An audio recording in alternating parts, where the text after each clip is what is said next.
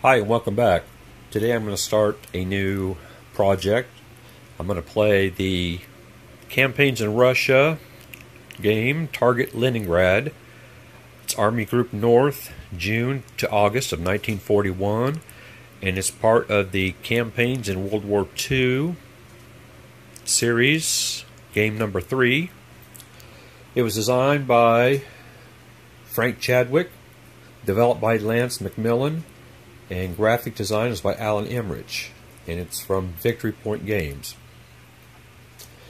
Number of players is 2, age is 12 and up. Playing time is about 45 minutes.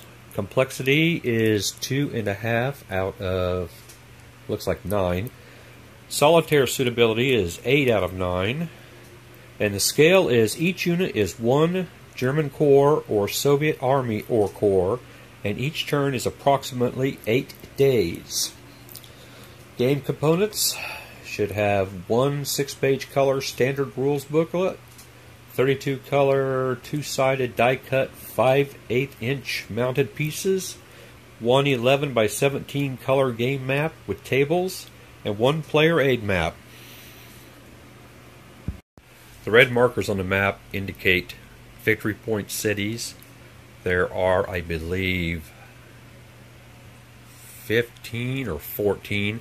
Anyway, the Germans have to capture all of them in order to win the game. And of course, the Soviets have to prevent that. And that's pretty much the victory conditions. Just move up, capture the cities with the red markers on them, and they win. It looks to me like it's going to be quite a challenge to do so, but we'll see. Furthermore, this is just going to be, I'm just going to play the game. I'm not really going to go into much detail on the game system. It's fairly simple. I think you get like, what would it say, 6-page rule book or something like that. Yeah, 6-page rule book. So just assume that's mostly, most of it's just like your common hex and counter games from yesteryear regarding combat factors, movement, zones of control, combat, that type of thing, plus some special rules just for this campaign.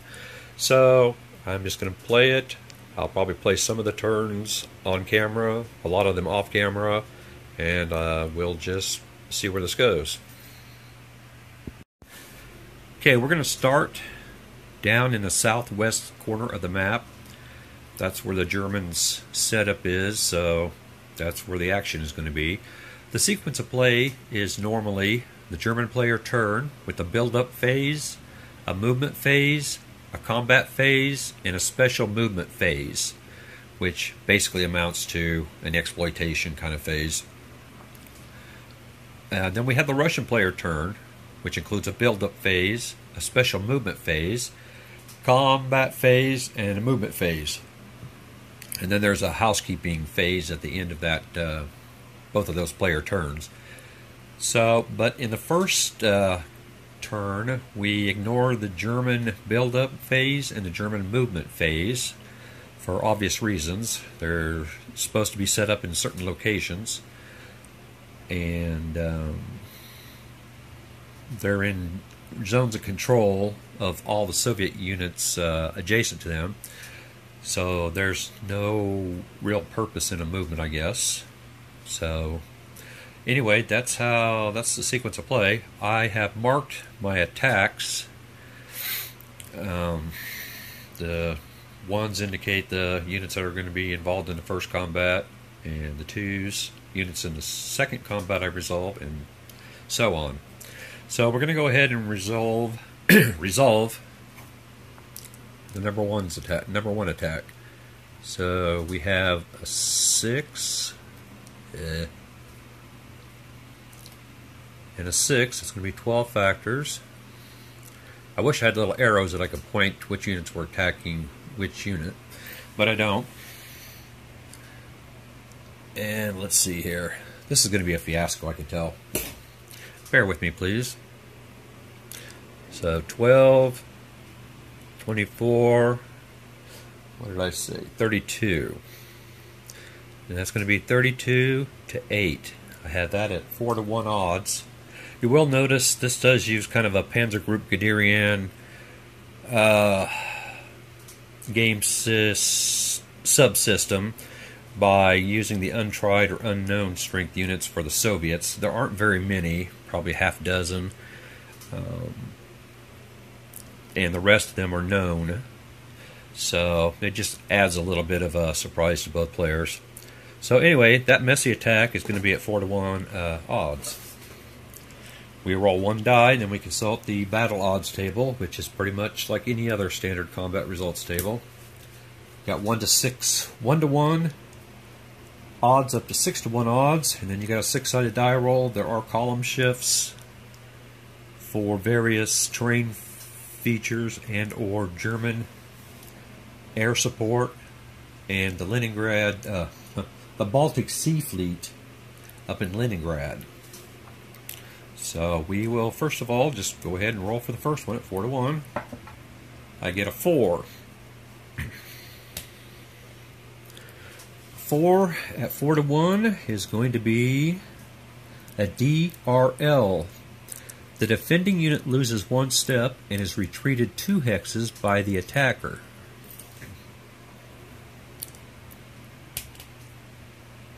So we're going to remove these 1-to-1s markers.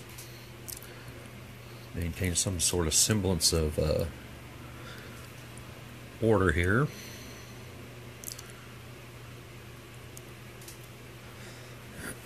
And we're going to indicate that this unit loses a step by flipping it over, and now it has to retreat 2 hexes? Okay. Well, I guess we shall retreat back this way. 1 and 2. We'll just start falling back that way. Perhaps try to work on maybe a defensive line here along the western Divina. I'm not sure how you pronounce that. But anyway, that's pretty much how you resolve combat. We'll go ahead and do number 2, pretty much as an example. I know, got the shakes.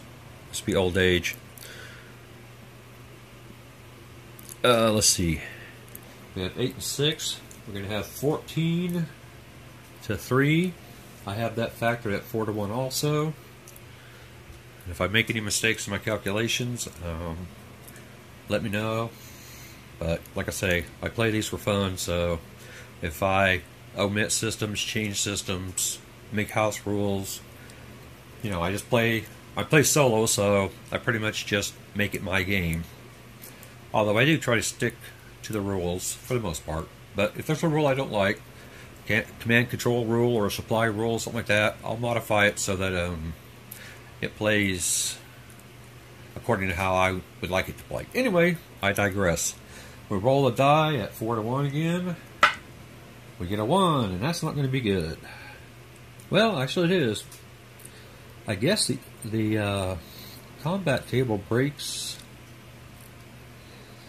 at about 3-to-1 is going to get you the hex, although there's 2 chances of an exchange. Anyway, we roll a 1, which is a defender retreat, which I guess is good for them. Now, if I can remember where I was, down here. They're going to retreat. They got to retreat 2 hexes, though. 1.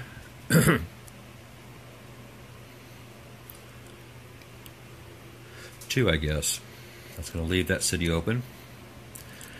Well, I guess I did forget. I need to go back to the first combat. There is advance after combat. I'm not sure how many. I think it might be just all attackers may advance. 1 attacking unit can advance. So we're going to go ahead and stick probably the infantry. No, let's stick the armor unit out because I think there is. Sorry. Because I think there is an exploitation kind of thing during a special movement. So we'll put the armor up. But then again, I think that only really applies if they're out of an enemy zone of control.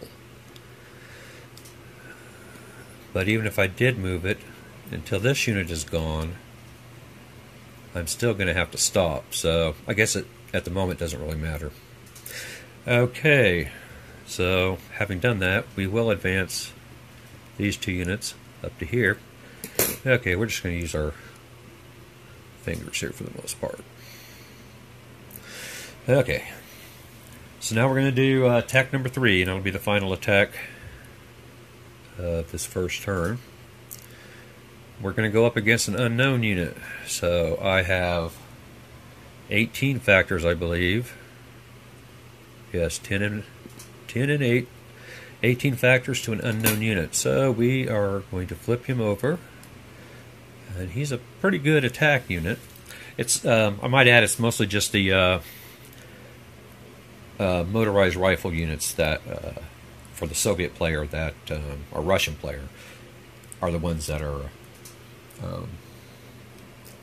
hidden or whatever. So, or untried, whatever you want to call it. So now I got to recalculate this at, what was that?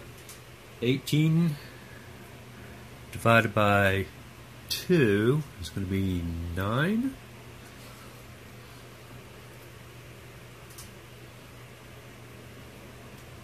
So that's going to be 9 to 1 odds. The maximum odds table, it goes to 6 to 1. So it's going to be resolved on the 6 to 1. I'll find my die back here again. Okay, we're going to roll the die. We come up with a 6. That's a defender eliminated. So even though he had a decent attack strength, his defense strength led to his undoing. Now, I think you can reconstitute units, etc., etc., but I'll have to check on that later. So we can advance 1 attacking unit. I guess we'll advance the armor unit. See what happens. Okay, well, that's pretty much an example of how combat works.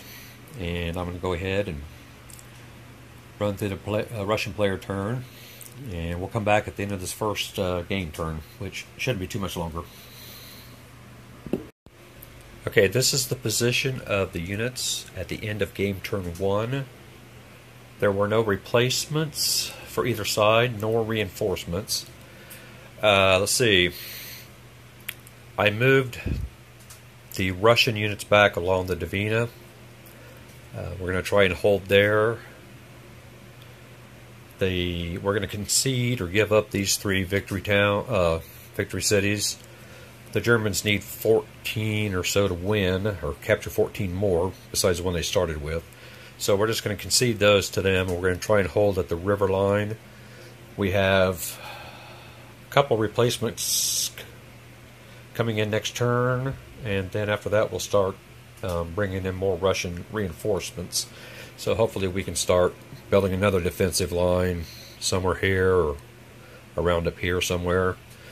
The Germans only have 8 turns to capture the rest of the cities, and I've already conceded 3 cities to them willingly, so I don't know if that's going to be a smart move or not, but to have left them up in this area, they're all going to be slowly eliminated for really no gain, and possibly just pushed back that way. So I think it was better to just bring them on around here, and we'll see what happens after that. Anyway, that's my current strategy. The Germans are just going to continue to move up here, try to punch through the line, and break out, and try to capture some more cities.